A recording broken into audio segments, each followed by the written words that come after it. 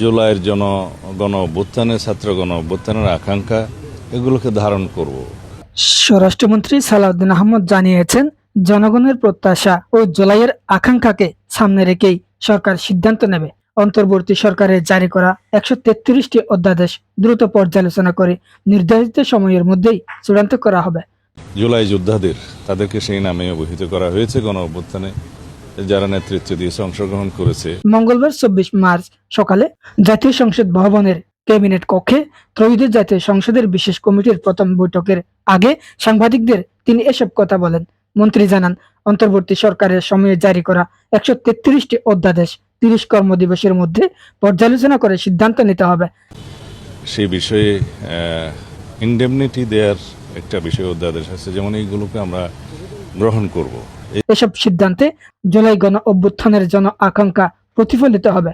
তিনি আরো বলেন, 14 সদস্যের বিশেষ কমিটি অধ্যাদেশগুলো নিয়ে বিস্তারিত আলোচনা করবে। কোনগুলো দ্রুত বাস্তবায়ন করা হবে এবং কোনগুলো ধাপে ধাপে কার্যকর করা হবে তা নির্ধারিত করা হবে এই কমিটির সুপারিশের ভিত্তিতে। স্বরাষ্ট্রমন্ত্রী বলেন, জুলাই যোদ্ধাদের তাদেরকে সেই নামে অভিহিত করা হয়েছে। গণ অভ্যুত্থানে যারা নেতৃত্ব দিয়েছে, অংশগ্রহণ করেছে। সেই বিষয়ে ইনডেমনিটি দেওয়ার একটা বিষয় অধ্যাদেশ আছে, যেমন এইগুলোকে আমরা গ্রহণ করব। জুলাই যোদ্ধাদের দেওয়া দায় মুক্তি ইনডেমনিটি অধ্যাদেশ সরকার গ্রহণ করবে।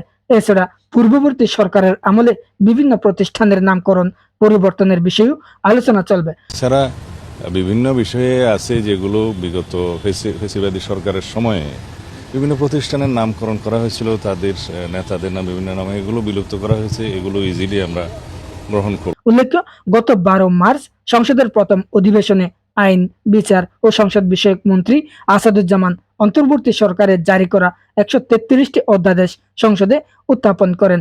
নিয়ম অনুযায়ী সংসদের 30 কার্য দিবসের মধ্যেই এসব অধ্যাদেশের বিষয়ে সিদ্ধান্ত নিতে হবে।